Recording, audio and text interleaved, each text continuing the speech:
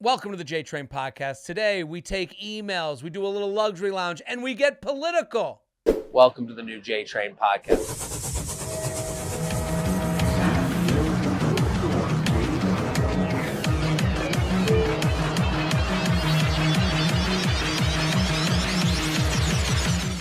Hello and welcome to the JTrain podcast. This is JTrain Jared Freid. We're here every Monday. Very excited about today's guest, Fahim Anwar. Thank you for coming on. He's got a new special.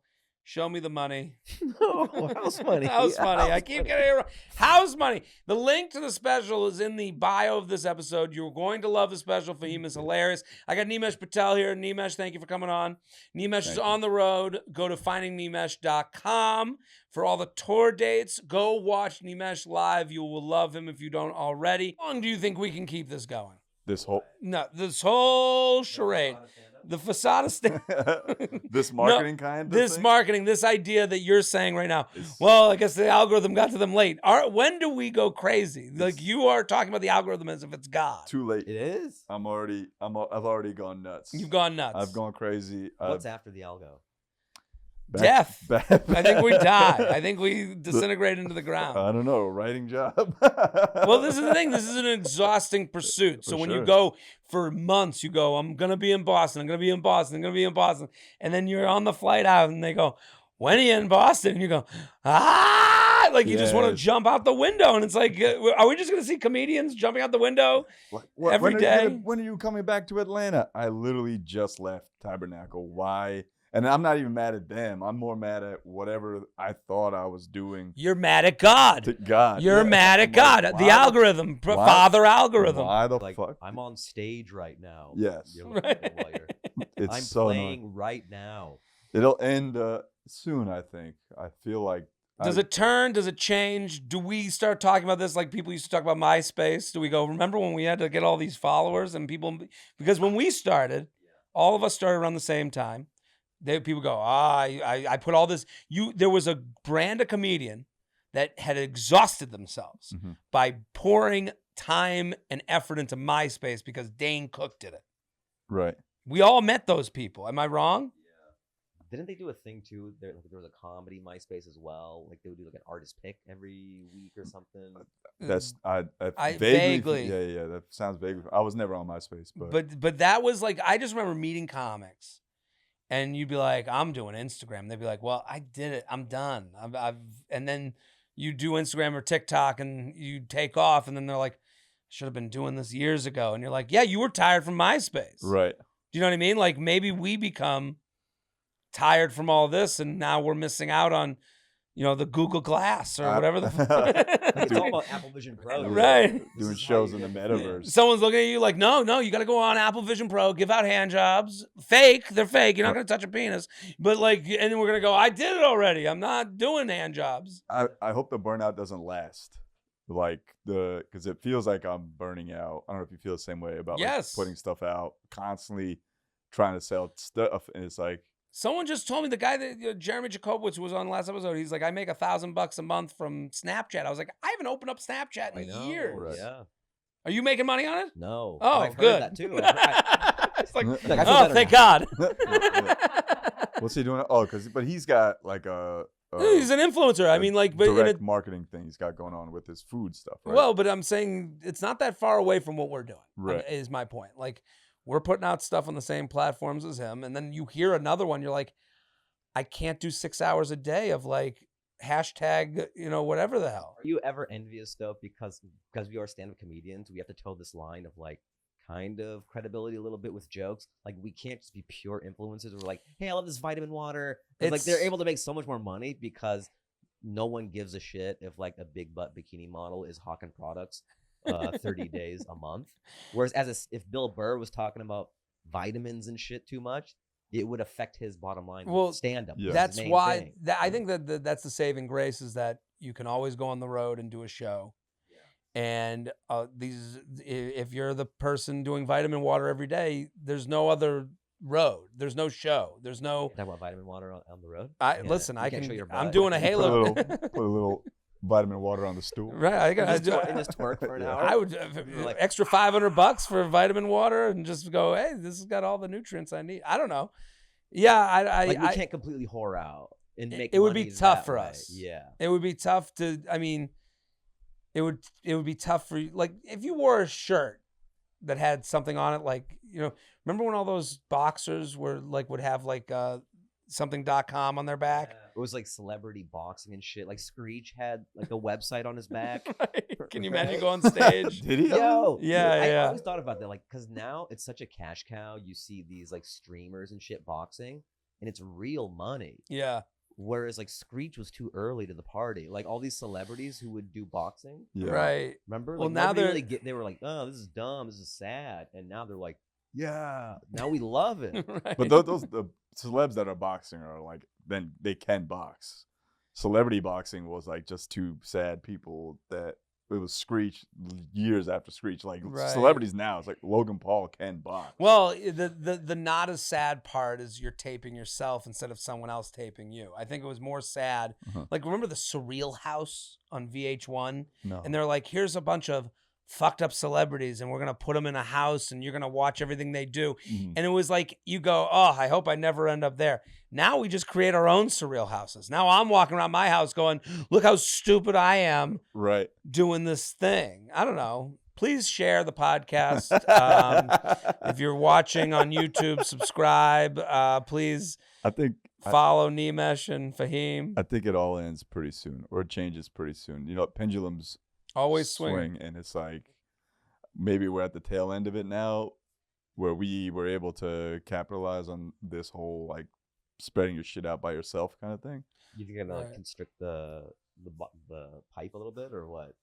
Am I constricting the pipe? No, do you think they're going to constrict it? I think it's a Wild West now. I think it's the pipe's been burst open and now like everyone's doing it, so this whole thing's been kind of diluted.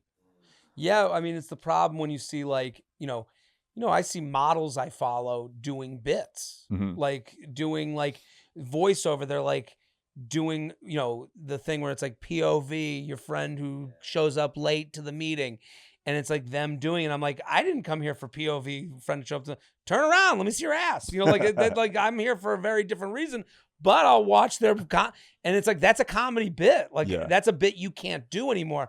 Someone sent me something like they stole your bit. And I was like, no, this is a woman who dresses up as a mom and does every day, does like 10 I'm your mom videos. Right. And I'm like, yeah, I was like, that's not my bit. Like, that's just a woman going, eat your vegetables. And it's like, I have a bit about my mom yelling at me. Like, it's just the fact that comedy is more spread out and like everyone thinks they're funny, I think is a net positive. Hopefully like there's just more happy, funny people on the planet. But I do think it definitely eats into the market of you have to be super funny and your jokes got to be really strong to then rise above everything. Oh, and in 30 seconds. Right. So that's the other thing too. It's like some people can have a hot 20 seconds.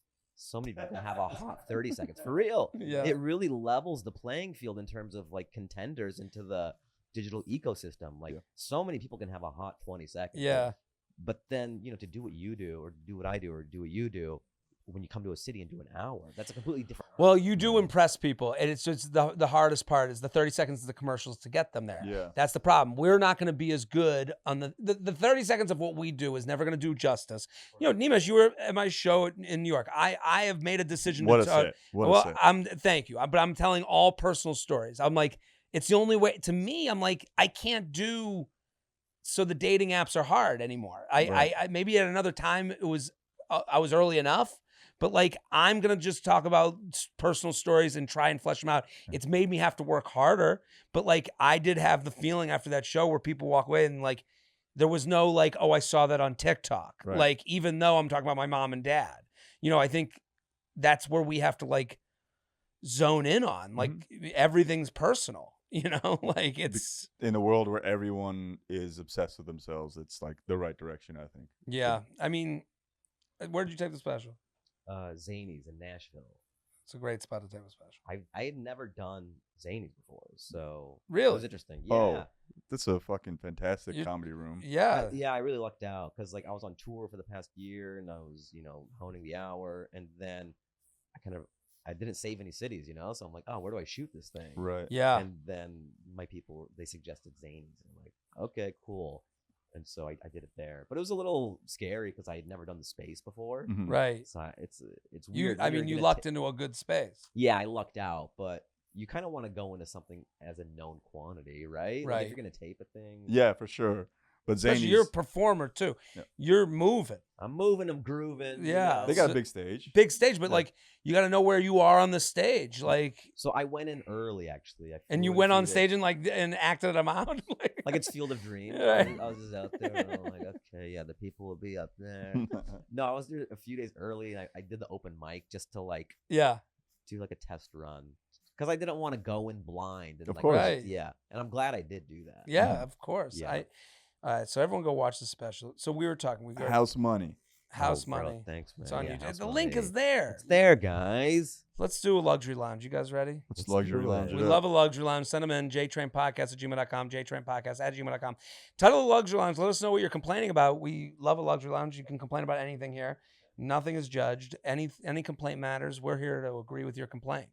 I'm writing because my mother-in-law, who is lovely and we get along very well, always brings a fridge full of fresh vegetables when she visits every week or two. I'm not a picky eater, but neither will you ever find me eating one of these veggie platters with the dip in the middle. She brings things like a whole gigantic head of cabbage, multiple bags of broccoli, a grocery bag full of jalapenos, etc. I love to cook, and I think her intentions are good because she knows I've missed cooking creatively since I had kids. But you really need a plan for a whole head of cabbage. You can't just open your fridge and go, what can I whip up in here? Oh, a whole head of cabbage. I feel awful that she spends her money on food for us, and usually most of it ends up in the trash. We've tried to gently guide her by telling her to get specific things we need, and she has gotten better, except for the veggies. What do we think? Eat your fucking veggies. What's wrong with this? You gonna lady? eat a head of cabbage? No, I mean not a head of cabbage. Well, what are you gonna do? What would you do with this vegetables? Eat Do your them? parents buy you anything that you're like, what the hell are they buying me? No, I think I shut that down a while ago. But my What were they mom, buying you? they would bring me like just a mountain of chicken. Chicken? Just like not frozen chicken. but, Right. like my mom will whip up chicken and like for like 10 people Mhm. and be like, you can eat this during the week. I'm like, bro, it's me and Amy. Right. And I can eat this unhealthy chicken maybe Doesn't that- once. Also, it affects your mental health because you're like, man, my mom was so Yeah. lonely and had nothing to do, but you just sit and cook chicken. I Whipped should up eat this. I should to, eat like, it. Imagining. be grateful and Right. You're just sitting, she's just at home imagining you going, well, I'll make more because Nimesh and Amy might need it. Yeah, I can't. But so I was like, Mom, stop making this kind of food. And she will reduce the portions now. Mm. But now if I go home, it's never like I'm bringing it. She don't even ask if I want to bring anything back. Like if I go home and she overcooks, I'm like, no, you throw it out. I'm not wasting this shit. And then you're like, what do you do all day? She's like, I just stare out the window. I don't have anything. I used to make chicken and now I have used to nothing. make That's chicken. the thing. Like Yeah. she was filling time. She was. This wasn't for you to eat. I it mean, becomes a chore too. Then, like when you have that much chicken, yeah. and that happens when you become an adult. Like your boys will be like, "Yo, you want to go eat?" You're like, "I can't have chicken at home." I have Right. chicken at home, baby. I have Right. to, like you want the night to keep on going, but you're like, "I have chicken. It's gonna go bad. Right. I have to go home." I have to go home and eat chicken in the dark. It's just so I don't. Think about my You can mom. turn the lights on. He's like, no, it's sadder this way. What can you make with a whole head of coleslaw? Yeah, what's Coleslaw. in- But then you got coleslaw and then you've wasted other ingredients. Look, I'm saying to this lady, buy a veggie cookbook and start using these vegetables. Why can't you just say, "Yo, like I love all the other stuff, but we don't need the veggies. It's all good." Here's what she needs to do. Your mom doesn't learn. People don't learn until they feel it. So when your mom comes over, mother-in-law comes over with the vegetables, she goes, I got your vegetables. You go, okay, no problem. And then you go get the garbage can. Holy You shit. make her throw it in the garbage can. It's the equivalent You are a mean of, well, person. this is the only way you learn. This is the mom version of, why don't you smoke the whole pack? Yes. So you get her. Or she could eat the whole vegetable. No, you- Just make her eat No, the no. vegetables. It's also the face in the poop when a Yeah, dog when poops the on dog- the Yes. Look what you did. Look, this is putting her face in the shit. You're going to take out the garbage can. We're going to throw it in here. You need to put it in. She needs to touch the cabbage. Nothing a mom hates more than knowing something got wasted. So now when she does it, she'll never do it again. This is a learning moment. It's hard to teach an old dog new tricks. I hope you get the vegetables in the divorce, lady, because that's what's gonna happen if you do this to your mother-in-law. I just think that what does your mom do that annoys you? I mean, I love my mom. Let me. We have to start with that? Come on. You just told us off camera you hate her. No, that was a private. I was venting. No. I love my mom. Come on. Will they watch the YouTube special? Maybe my mom will watch everything I do. She'll Everything. watch this. My dad is like on Planet Zarganon. He doesn't. Nothing. Yeah, he just wants to know that I'm making money and stuff. Okay. He's not tuning in on late night appearances and like. Nothing. Yeah. But what's the only thing he's ever commented on? When I bought a house, like then I didn't ruin my life. Right, you've made a career. You are doing okay. You're Yes. grounded. Then he had to kind of like acknowledge like, okay, I'm not a complete failure. Mm-hmm. Yeah, things are good. I'm like doing hyperbole here, but my mom, a pet peeve is like whenever I get sick, she thinks it's like my fault. Like humans don't ever get sick. Like if I get a cold, she's like, she should have wore more layers. Right, I get that. Mom, like I'm a human. Right. I'm not gonna never get sick if I just wear more layers. I went to a spin class with my parents in their community, which is already like the start of a sitcom. Right. Okay. I get in the spin class, and my dad and mom sat at that side of the room, and I sat on this side of the room. And we were like 10 minutes in, and I went, they did not stop talking about whether I needed water. Was I sick? The whole spin class. My dad goes, water? Do you need a water? Do you need water? And then my mom does the same thing. I told you, you're going to get sick. I told you. It's never what she told me. It's just that she told me. Yeah. I told you.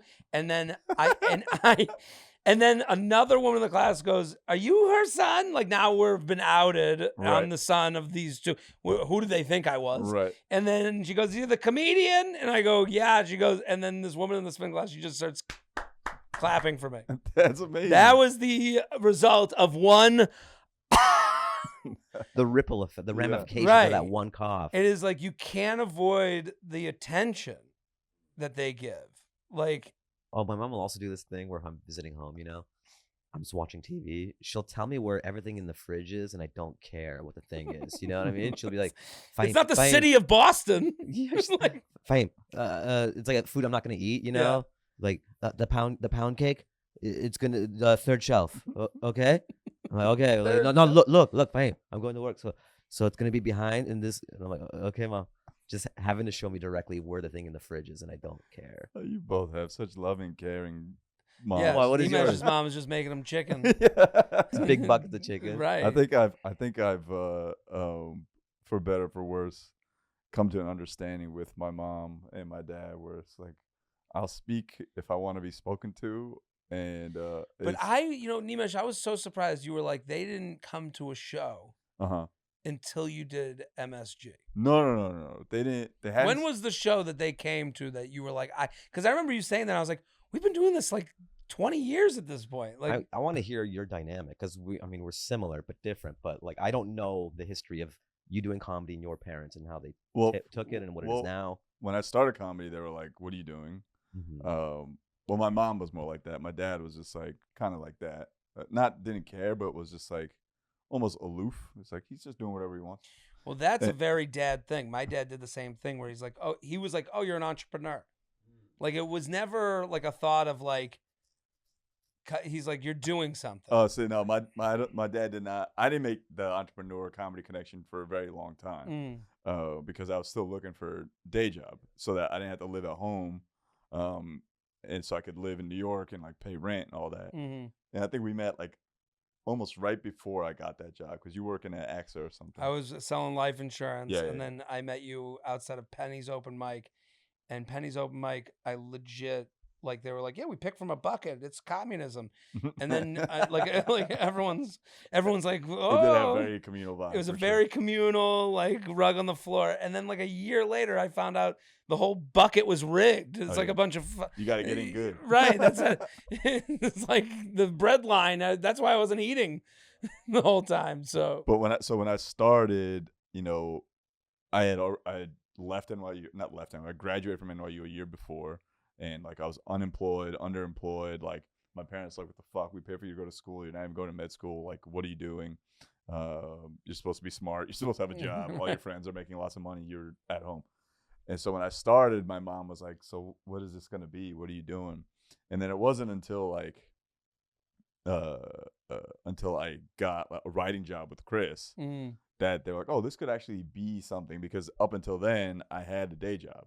yeah. And my mom was always like, when does this turn into something else? Like I think she was always kind of comparing me, and as I was myself, comparing me to my finance peers, all my NYU friends that like went like the regular way. And I have a theory with moms that I think, and my theory, if you can tell me if I'm wrong, is that moms just want to know how to tell their friends that they were good moms. Yeah. So like they go, when you say like Nimesh is a doctor, no more questions asked. Mhm. Like, That's an elbow dunk. yeah. Yeah. Right. That's Coca-Cola branding. I know what that is. Right. It's a fucking gut punch to the other mom. Right. There's no second question. Right. Right. Nimesh is writing. How am I gonna like? And I like. How am I gonna explain? Do you know the show writing what? Saturday? It comes on Saturdays. Right. No, but Well, that's great branding though too. Yeah. You know what I SNL mean? is a version of Doctor. Yeah. But not within our community, not within my community. No, like at least not within maybe this next generation, and maybe like a lot of like more what's it called, assimilated Indian people. Mm-hmm. But like amongst my family and stuff, they're not like all SNL heads, and no one's like, what the fuck. But you don't think it had like brand awareness? Like, I'm sure it was Right. definitely a leg up in terms Right. of brand awareness, but it wasn't the he's doing Madison Square Garden. right. Well, that's a. And when I told them I was writing for Chris Rock, they were like, my parents were both like, which one is that again? You know, it was so like that's where they were at like in Yeah. 2016. And then I think the first time they ever saw me was like a weekend at the Cellar. That's when I was like first okay with them coming out to a show. I felt like, okay, come watch. And that was like, but to That me, was I was like, that was 7 years in. that to me was crazy because I Mhm. remember you did like the first show I ever put on Yeah, at stumble in. Stumble In on the Upper East Side, and like my parents were in the back, like, you know, like, okay, I guess this is it. Like they, and I'm like, and now I look back, I'm like, I can't believe they were just like not saying anything. They Like, can't believe. I mean, I cannot believe they were at Stumble In. Stumble In, sitting in the That's back, it's like fucking a bar wild. room. Like That's beautiful though. Yeah. it's very nice. I don't know if I could do the same. I don't think I would have the same like ability to like sit back. Table these feelings and thoughts for your offspring. Right. To just be And like, just to bury all the uncertainty. right. And to just watch someone who looks just like you. Yeah. You know, it's like with I all your mannerisms, I just go can't- up and fuck around, I you know? cannot believe that they were at the first Stumble In. That's crazy. They were the first one. This That's was wild. 2010. Yep. JTrain Express. JTrain Comedy Express. Every Penn Stater, everyone that looked like they worked in finance was. I invited everyone I knew, and I go to my good friends. I go, bring 10 of your friends. Yeah. I go, because the city, like, people moved here. So I was like, and it was packed out. Yeah. And You did that- like 3 or 4 of them? How many I you did do? it. I would do it quarterly. Yeah. Because they were all finance people. So I was like, I'll speak the language. And then every earnings. earnings, right? Come spend your bonus. Yeah. So then, now look at this is the empire that was created from the JTrain Comedy Express. Right. Let's do a mailbag. You A ready? lot of people came from that show. No, but like, listen. Now, what happened was like it was all people that we were around in New York. Do you know how many people come up to me and they're like, I saw Nimesh and Che and Michelle Wolf and Dan Soder and Mark Norman. You know, they rattle off these names that they all feel cool for having known. Yeah. You know, they feel like they're a part of it. Yeah. Early on. Right. First adopters. Does the craziness of everyday life leave you stressed and shedding? Don't panic. Nutrafol can help. Nutrafol is the #1 dermatologist recommended hair growth supplement with over 1 million people seeing thicker, stronger, faster growing hair with less shedding.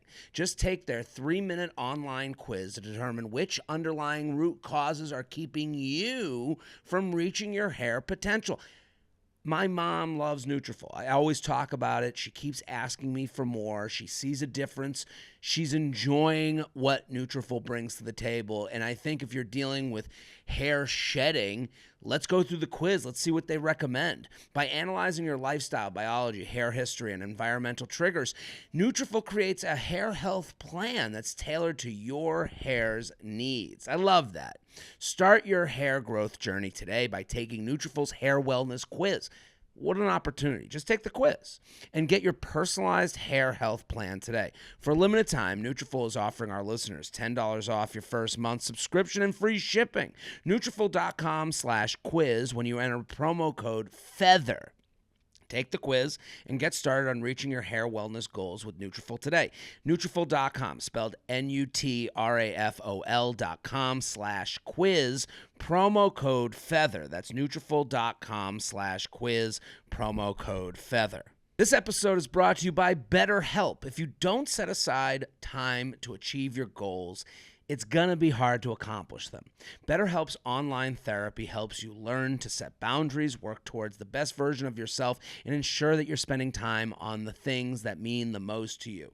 Here's what I love about BetterHelp. They've taken something that's very difficult to do, and that's going to therapy, and made it easier. They've taken away waiting in the waiting room. They've taken away who do I even go to. They have a marketplace. You take a quiz. They're going to match you up with someone. If you don't like that person, you can move on to someone else. Also, you can get in your car, drive around while you're on your headphones or talking on the phone with your therapist. What a beautiful thing. I like when I do things, and I listen to things, I like to be doing stuff at the same time. This is a great way to do it. If you're thinking of starting therapy, definitely give BetterHelp a try. It's totally online, so you can talk to your therapist from the comfort of your own home or car. And you can switch therapists at any time for no additional charge. Just take a quick quiz to get started. Love that. Tell them about what brought you to BetterHelp and what you're looking for in a therapist, and they'll match you up with someone. Learn to make time for what makes you happy with BetterHelp. Visit BetterHelp.com/JTrain today to get 10% off your first month. That's BetterHelp, HELP.com/JTrain. Let's give some advice. Adapters. Hey, Jared. Uh-oh.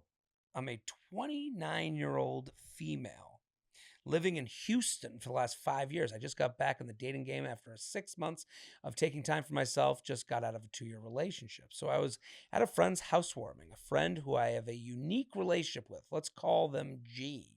G and I used to hook up when I first moved to Houston.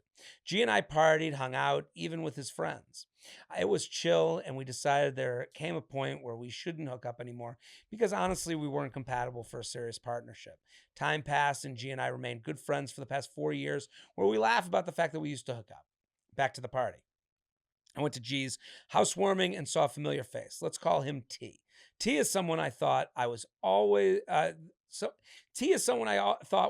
cute during the first year I moved to Houston, and our conversation was fun, and we were vibing, which led to him asking me on a date.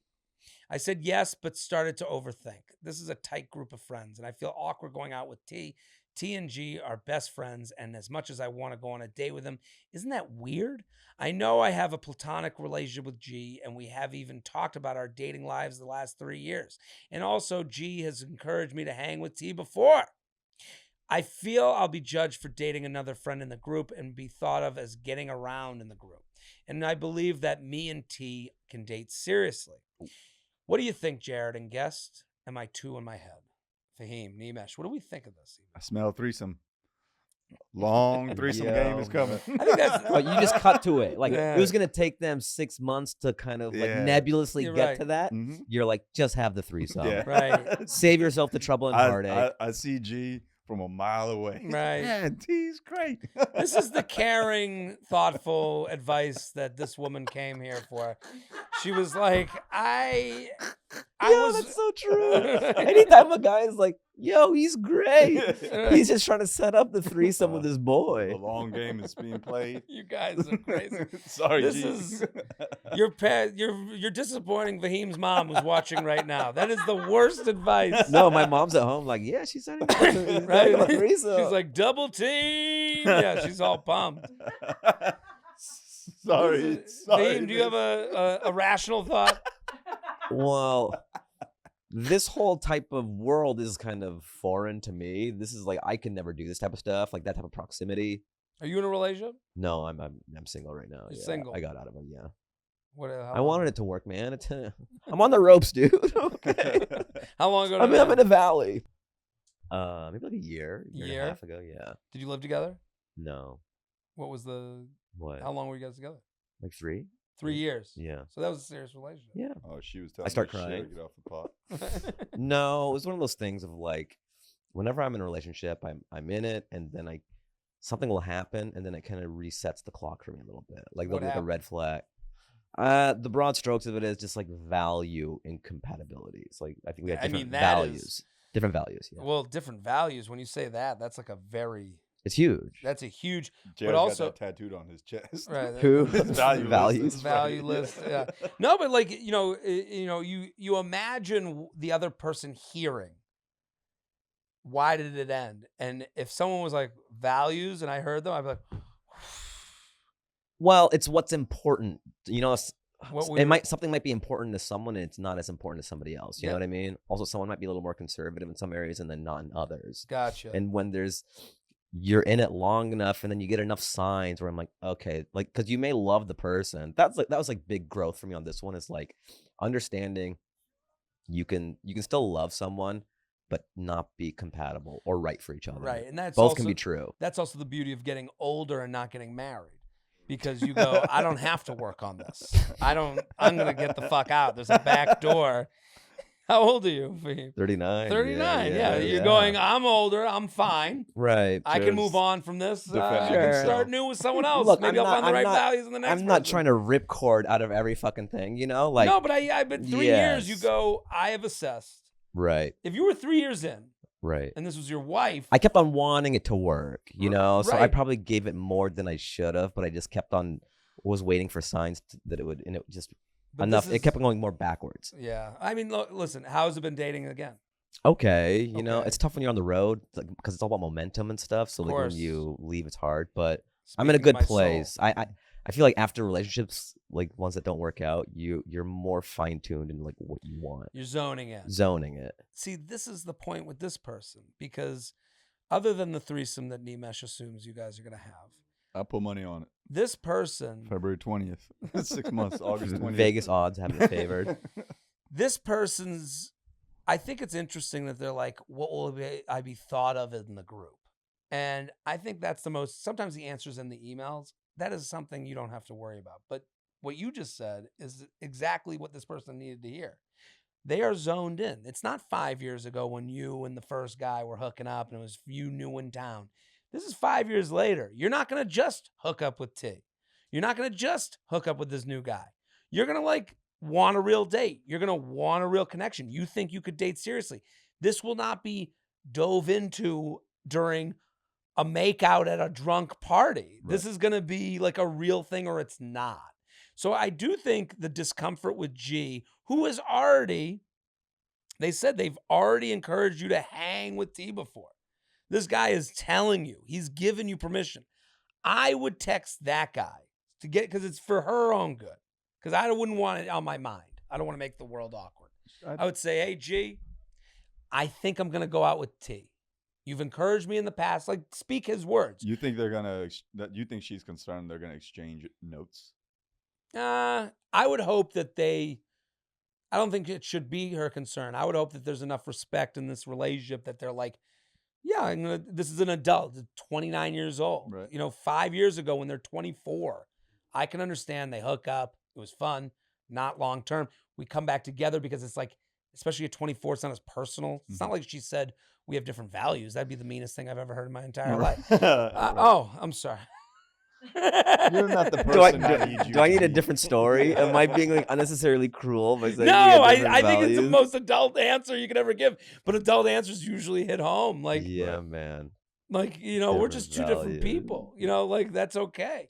But this is, for her at 25, 24, you go, listen, I have friendships from 24 that I go, yeah, and I'm happy we're friends now. Like it's cool that happened, and now we're in a different place, and that would never happen again. That would be hard for me though. Like I know there's two types of people, there's different camps, but like if there was a friend group or just like she had a friend that like she used to hook up with some guy like for 4 years or 2 years, whatever, and then like I'm dating this girl and like they're in the same orbit, that's like weird for me. I can't do that. Some guys can, right? But it's like too bizarre. But that's what I think that the text helps. I'm gonna get in front of it. I'm letting you know what I'm gonna be doing. Not ask, but just I'm gonna take you up on your word that I think I'm gonna go out with this other guy. And then I do think that's the reason for this has to be a real first date. This has to be that guy taking it as seriously as you're taking it. She wrote, I think T and I can date seriously. So I think if they're going in like, hey, we're going on a proper date, now it's like, okay, we're taking this seriously. This isn't just fun and games. This is two people that might have a future together. So I think that would help it. So I don't think she should have to do this. I think she needs to fully do it or not at all. That would be mine. She has to listen to herself. Like, how bad do you want it? Right. Well, and that's the part where it's like no one's gonna judge you for hooking up in the friend group. Now, you don't get around the friend group when you're like, hey, I'd like to go on a date. That's not like, you spin the bottle and you made out with 7 dudes. If Q asks her out afterwards, then we got a problem. Then you got an issue. Yeah. How This many is how many letters we got? Right. This is years removed. If we get if we get into the alphabet, That's a gangbang too. if the Scrabble points Yo, are a X, lot, get in here. if we're in the J's, you're fucked. But C, check this out. Looking like $1 million doesn't have to cost a fortune. Indochino lets you upgrade your style at a price that won't break the bank. Their custom suits start at just $3.99, and they're made to fit your exact measurements. You can customize these suits in tons of different ways. Choose your lapels, vents, pockets, and even buttons with tons of different colors and patterns to choose from. Your suit will be perfect for you. This is a no-brainer.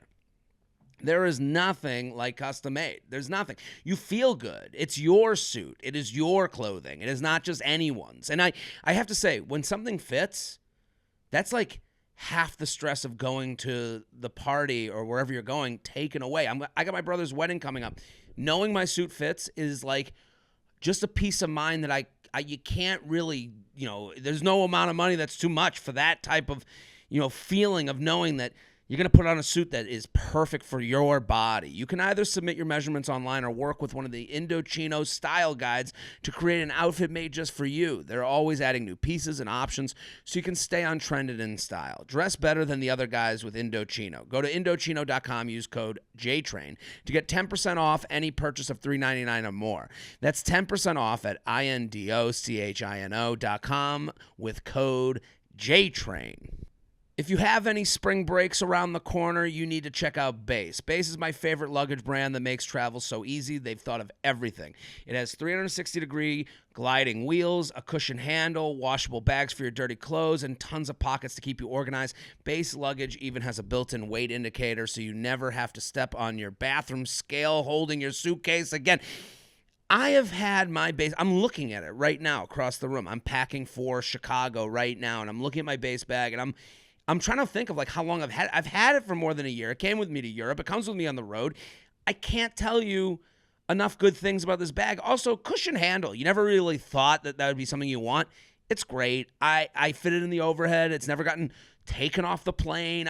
These are all things that when you travel, you don't think of until the moment your bag lets you down. And I will say this Base luggage has never let me down, and I travel every week, as you know. Their luggage comes in multiple sizes, perfect for any getaway. So whether you're packing for a quick trip or a luxurious vacation, Base has you covered. I took it to Europe for 3 weeks. One Base bag and the weekender done. Backpack. That's all I had. And it worked. It was great. Right now, Base is offering JTrain listeners 15% off your first purchase by visiting basetravel.com/JTrain. Go to basetravel.com/JTrain for 15% off your first purchase. That's BEIS travel.com/JTrain. Saying that you're trying to eat healthy is one thing. Actually doing it consistently is another. I love that word consistently. Factor makes it easy to stick to your goals with their chef-crafted, dietitian-approved meals that are ready in only 2 minutes. Just heat them up in the microwave or skillet, and you're good to go. Here's when I go off my health journey. It's when indecision looms. What am I going to eat? What am I going to eat? Then the hunger starts to build up. Now you're looking for a perfect situation. It's got to be healthy. It's got to be delicious. It's got to be new. That's where Factor comes in. You are not creative enough to create healthy meals 5 nights a week and then go out on the weekends and do whatever you do on the weekends and then come back to 5 more creative healthy meals. Factor is going to do that for you. I love what they're doing. I love it. I love the fact that it doesn't let your mind get away from you. 2 minutes, ready to go, you're having dinner. Factor is less expensive than takeout, and every meal is actually good for you. They even have breakfast, midday snacks, juices, and desserts. So no matter what you're in the mood for, Factor has you covered. Head to factormeals.com/JTrain50 and use code JTrain50 to get 50% off. That's code JTrain50 at factormeals.com/JTrain50 to get 50% off. That's code JTrain50 at factormeals.com/JTrain50 to get 50% off. Go! Okay, listen, we're joined by Tara Palmieri, who is Puck's senior political correspondent and host of Somebody's Gotta Win, which is a new podcast on the Ringer network. Very excited. A new guest, new to the JTrain cinematic universe. They are the Puck's senior political correspondent and host of the podcast Somebody's Gotta Win that's on the Ringer network. Tara Palmieri, thank you for coming on. Thanks for having me. Now, I am not a politically inclined person, admittedly. But I heard you on Bill Simmons' podcast. I loved your demeanor. I loved your perspective. And because every time I hear about the upcoming election, I get a little anxious because I'm like, I don't want to have to go through it again. I don't want to talk to people about it. I don't want to, I don't even know what I think about it. I'm depressed by it. And I'm kind of you see me as a sort of therapist or a little bit motivational speaker. You made me feel a little bit more calm about it. I avoid hearing things about it. And I wanted to just have you on as someone that we could reach out to answer stupid questions, if that's okay. Go for it. Shoot. Nothing can be stupid. I mean, I was in a nightclub the other day and somebody came up to me. They were a kid and not a kid, but a younger couple. And they were like, we hate Biden. Who should we vote for? Can we vote for Cornel West? And I was like, if you vote for Cornel West, you are voting for Donald Trump. So who is Cornel West? Even that name, I don't know who that is. This is the thing. I don't think I'm alone in this idea of I'm avoiding the conversations. I'm avoiding my parents on it. I don't want to deal with the questions. I also don't think anyone, including myself, knows anything. We're all going on feelings. And even that when you say it's not Cornel surprising West, that you wouldn't know about a third party candidate like Cornel West. Okay. But he was running on the Green Party. Now he may run on the independent party ticket. But he's more in line with the pro-Palestinian position. A lot of the younger, students, African Americans, Hispanic, well, not so much Hispanics, but more African Americans and students, they're angry over Biden's position, which is seen as more, pro-Israel, anti-Palestinian. And so, they're upset about the humanitarian issues. They're seeing children being killed in Gaza and they are angry at Biden. I mean, everywhere he goes, he gets protested. And these are his base. This is his core constituency. These are the people that go out and organize for him and do the get out the votes and door knock. And now they're like, I don't want to vote for this guy anymore. I want to vote for Cornel West. But what they don't understand is that voting for Cornel West is voting for Donald Trump. and Donald Trump wants to turn Palestine into a parking lot. So it's like, you kind of need to know a protest vote against Biden. Voting for a third party candidate is essentially a protest vote against Biden, because those would naturally be Biden's voters. I guess, you know, even that to me, like, is more in line with who I would think would be just like going towards Cornel West. Like, they're like one issue that they haven't really looked deeply into or feel any complication on. There's no nuance. Oh no, these are people who are like very passionate about one issue. They are single issue voters, and they are voting about, you know, they are voting for Palestine, against this war, and they, you know, calling for ceasefire, and they are willing to throw the election away from Biden for it, even if it means, I don't think they fully thought it through that it could mean that Trump will win, because Biden needs every last vote he can get. He's trailing behind Trump in the polls, but that's a real threat to the Democrats right now. Well, I guess to get off of like issues, because like I'm more like thinking of the demeanor. Like, it seems hopeless. Like, the questions that I got from listeners, and I asked, give me your stupid questions. Okay. And no question is stupid. Teachers used to say that in school, right? Just wait. I will wait for it. Okay. Could a comedian be president? Like that's a stupid question. But could a reality star become president? Yeah, I guess nothing's out of the question. But like the idea, like, why has no one changed the Supreme Court lifetime appointment rule yet? Like, that to me is not in the vein of like Israel, Palestine. That is, I believe this whole thing isn't happening anymore. Yeah, no, that's something that, like, I think 2/3 of Congress would have to vote on it. I'm not entirely sure how that works, but like you're basically changing a piece of the Constitution. I believe that's, when you change an amendment, it requires like such a high threshold. And as you know, our Congress and our Senate are so evenly divided that it's almost impossible to get like 2/3 majority. Also, it's not in their interest. Like, once with the Republicans, they were able to stack the court in their favor during the Trump years, right? There are more conservative leaning judges than there are Democrats. So they're never going to vote in the favor of. They want their judges to die in the robe. Like, that's what they want. Do you sense that there's, but I you know, cause I'm 39. Okay.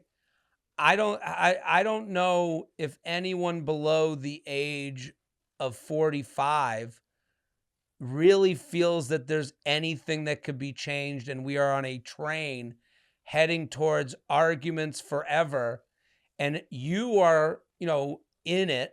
Do you see hope, or do you see arguments? I have another question. How come there aren't more parties? You know, like, like to me, when I looked at the questions, it was a lot of like, I can't imagine anything can get done the way we're doing it now. That's a good question about why there aren't more parties. First of all, like we talked about it, there's a Green Party, there's a Libertarian Party, there's an Independent Party. Now this other group, No Labels, is trying to create a moderate party. But it's expensive to put a party on the ballot. The machines right now are so geared towards the Democratic National Committee and the Republican National Committee. They have so much money. There's outside groups, these dark money groups, there's super PACs. There's just so much money in politics in America. It's unlike anything. So I used to be a reporter in Europe. I covered the European Union for Politico Europe. I was a reporter based in Brussels. There are tons of parties in Europe. And there's the Socialist Party, there's the center-right parties. They all have different names, obviously. Then there's the far-right parties and the far-left parties. And often they have to form coalition governments to lead, because they can't outright get a majority, because it's so fragmented. So in a way, forming a coalition is like a way to have more moderate legislation in a lot of ways, right? It also slows down the process. It requires more compromise, and it usually leads to less extreme forces dominating the leadership in the country, in the parliaments. And but still, there's always the threat of far right and far left leaders, fascists, that kind of thing in Europe. We just saw in Italy with this new Prime Minister Meloni. There was a woman in France, Marine Le Pen. She's been getting very close. Even in these countries that require coalition governments in their parliaments, they still have these very charismatic leaders that rise up through populist, populist voters and rhetoric and fear. And it happens everywhere. But yes, our country in Europe, they don't have the same sort of money in these elections. They don't have super PACs. They don't have single billionaires who are trying to elect one person, or billionaires that are keeping the Democratic, committee together, or the Republican committee together. So it's different. And it doesn't feel like it can change. It hasn't changed. It's not crazy to think that. Like, it just hasn't changed in our country. We are not a country that's become a coalition government country, and we don't seem to be going near that pathway in any way. So what is something that you hear politically said that you believe, like, that is absolutely wrong, that you hear repeated over and over again? It's a good question. I don't know, like, for a while there was sort of this thing in Washington where a lot of Biden aides, and people who were connected to the White House would kind of get angry at reporters or pundits or really anybody who would comment on Biden's age, right? Or notice that he seemed like enfeebled, or that he just didn't seem like he was there as much as he did when he was first elected. And they'd be like, no, you're wrong. Trump's old too. And it's like, yes, Trump is old, but he's also the age that when we first elected Biden, he's around the same age. And that there's really has seemed to be a decline. I think that's sort of a thing. And people are always saying, like, Trump, like, why doesn't the media cover Trump the same way it covers Biden? It's like, we do, but like, people are fatigued to Trump. Like, they already know the package that they're getting with Trump. They know there's a guy who's about to be convicted for paying off a porn star. Well, we don't know if he's going to be convicted, but he's at least going to trial for that. Like, we know that, he encouraged people to riot on, Capitol Hill and incited an insurrection, and it may end up, causing him to go to prison. Like a lot of that is baked in. And so it seems like sometimes with every fact that you mention about, and he's clearly going through cognitive decline himself, calling Nikki Haley Nancy Pelosi and saying that he ran against Barack Obama. It's a lot of, there's a lot about Trump that we know, and it's sort of baked in. And there's a lot that's baked in about Biden. But when you point out anything about Biden, it's always like, well, what about Trump? And, and it sort of feels like, okay, you can have conversations about both of these people separately, because they're both running for president. And it's tough to put a hat on a hat with Trump. It's tough to. Yeah, he's like everything. You know what I mean? There's so many things. But just because Trump is such a flawed candidate, he's going to be the Republican nominee. You know what I mean? And sorry to interrupt. Yeah. Who's the coolest politician you've ever met that we wouldn't know is cool? Coolest politician I've ever met. Good hang. You'd want to have a beer with them. I don't care about their political backing.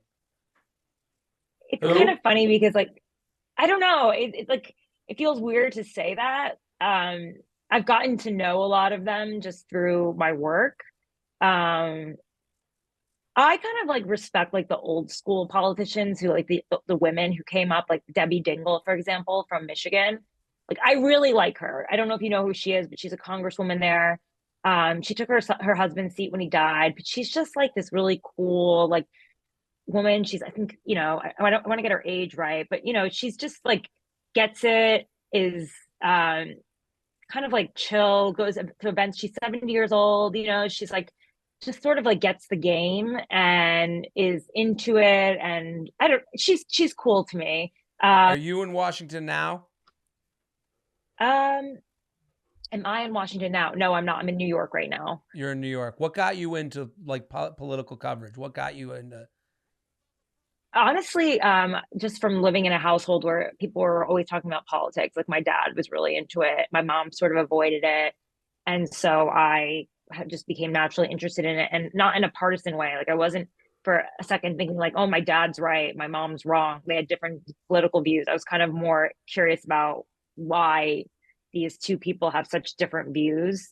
And people are very confused. They're trying to like put even me and other reporters into boxes. Oh, she must be a liberal because she said that Trump is having cognitive decline, or she must be a right-wing hack because she said that like Biden is obviously deteriorating. Like it's really hard to be a journalist right now. Yeah. People are trying to pin you up against a wall and say you're one thing or another because you're just saying the things you're seeing with your eyes or hearing, and you're stating them definitively. So not that anyone should pity me for my job. I love what I do, but it's a really tough place to be in the media right now. And there's a lot of people that have like sort of blown it for us. They've like lost the trust. But I know what I see and I know what I'm hearing. My sources are good, and I'm always curious like about.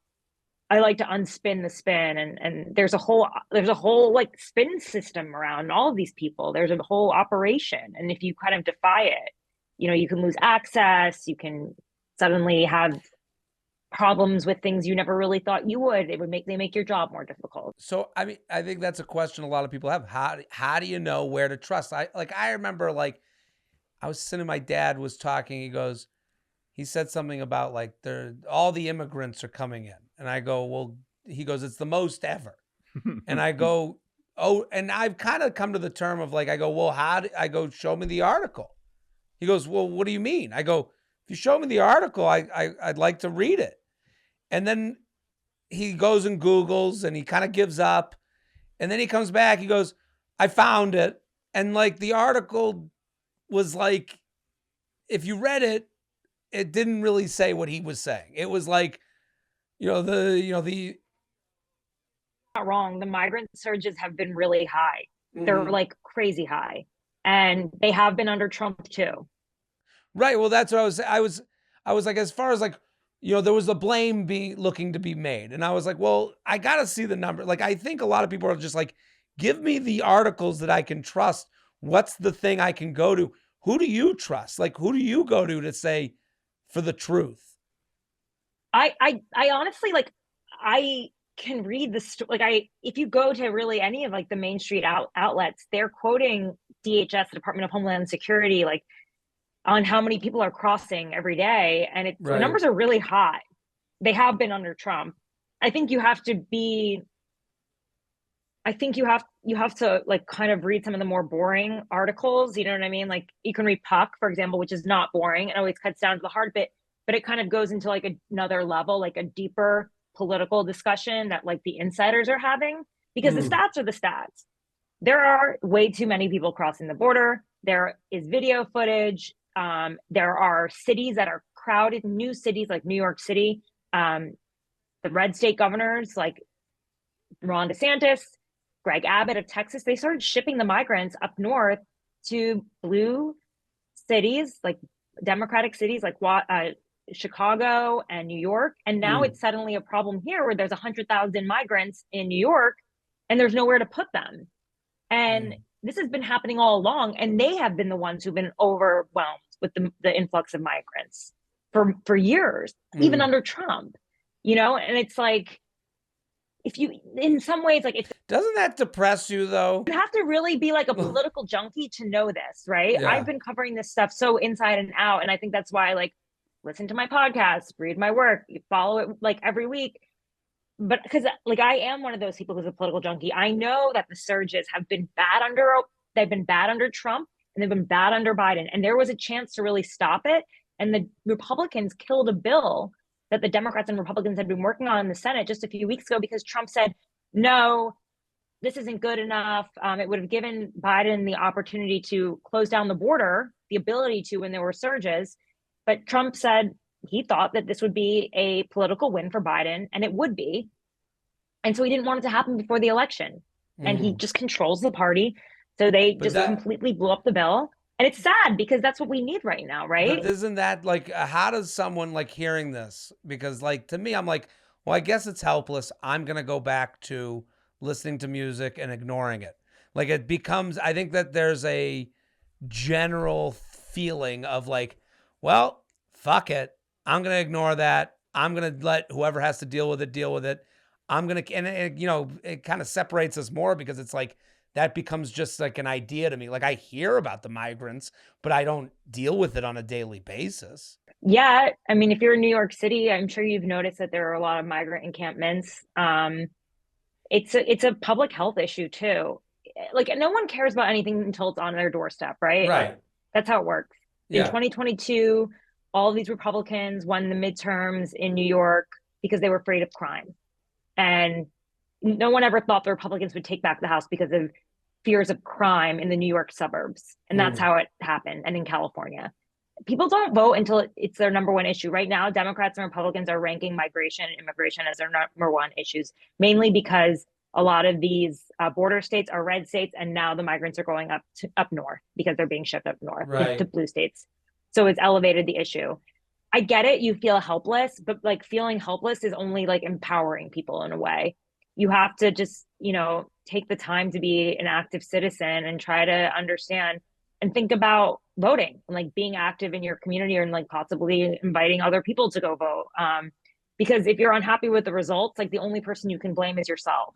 Right. It's like if you didn't go out and vote. I was hoping that there was gonna be like a what's it called, answer to this, the panacea answer, one that puts everything away. I wanted the shot, the Ozempic answer to this. But but then again, doesn't Ozempic make you like angry and like pissed and like your face looks like this? And it's just because you're constipated. No, but if you're skinny, everything else doesn't matter. I think we need an Ozempic for the government.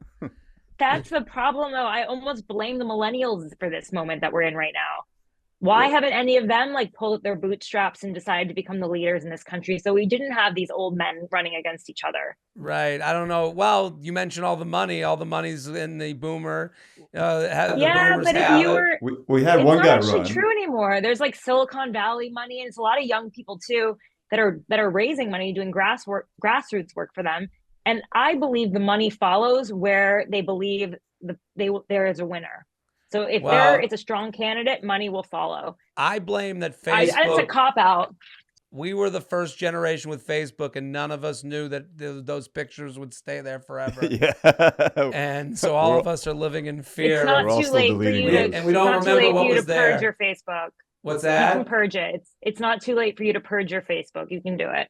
There's too much to Google about me for me to ever get politically active. Well, that's the thing. We have so many things. You don't have to be politically active. You can just be an active citizen in your community. You can't even have an opinion. The minute you have an opinion and you put it on TikTok, someone goes, I found this thing where you shopped at, this place, and you were, everything's from China. Here's you shopping for Aunt Jemima's. And no, and it's frustrating. Yes, people feel like they are living in fear. Like there's like this HR department out there that's like ready to get them at every moment, right? Right. And I agree. I think it does make people less interested in politics. I think it does feel like there's some sort of like nanny state in some. Well, there's there's morality police that that's going on. It's like we all live a hypocritical life. We all sit here and we live one way one day, and then you do something else that goes against that. And now one didn't fit the whole party, the whole party line. So now it's like you can't have an opinion on anything in the party.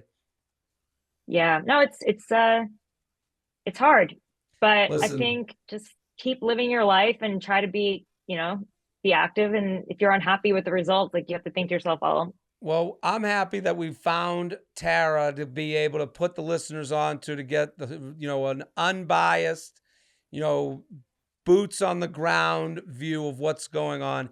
Everyone go follow Tara Palmieri. Puck News, the podcast is someone's got to win, which somebody's got to win. Somebody's got to win, which is again showing that is a message of depression on what's going on. Not exactly the most positive outlook on the presidency. It's true that it is a bit bleak. That has the name of the show, Somebody's Got to Win. Yeah. It doesn't really suggest that there's much enthusiasm about either candidate, but it's also a reminder that somebody's got to win, so pick wisely. Right. So pick wisely and get involved. Find the Ozempic solution at some point. Tara, thank you so much. This was great. Thank you. Bye, guys. We're heading to Patreon now. It will get very dumb on Patreon as opposed to how smart Tara is on the subject of politics. So be sure to watch the rest of this episode, patreon.com/Jared Freid. We're going to do TikToks that make me feel. There's a few that I'm just like, I can't stop thinking about. So we'll see you on Patreon, patreon.com/Jared Freid.